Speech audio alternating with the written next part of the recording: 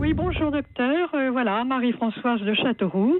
Je voulais savoir si une personne totalement non-voyante, donc aveugle, pouvait être hypnotisée. Merci. Gérald, peut-on hypnotiser ? Oui, ouais, ça arrive, c'est un mot compliqué, hypnotiser ou hypnotiser. Oui, alors oui, parce que l'hypnose, on le rappelle, hein, c'est cet état de conscience modifié entre la veille et le sommeil. C'est ni un état de sommeil, ni un état de veille comme vous et moi où on peut parler et écouter. C'est vraiment un état intermédiaire de conscience et qui est basé sur la suggestion et sur l'autosuggestion.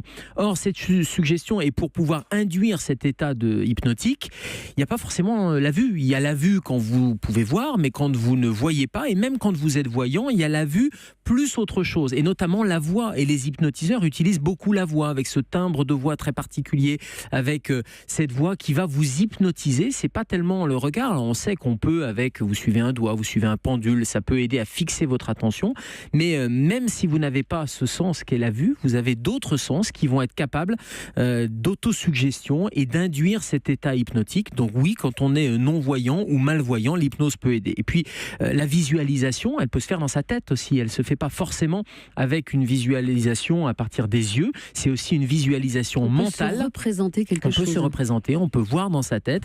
Et ça aussi, c'est important parce que l'état d'hypnose, c'est aussi ça. C'est de pouvoir suggérer des images, suggérer quand vous êtes en pré-anesthésie avec un anesthésiste et un hypnotiseur, par exemple, à côté, ou une infirmière anesthésiste formée à l'hypnose. Elle va vous suggérer de penser à vos vacances, de penser à des montagnes, donc de voir des choses tout en fermant les yeux.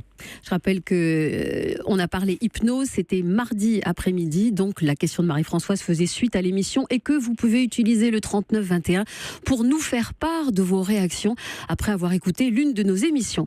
3921, la deuxième question.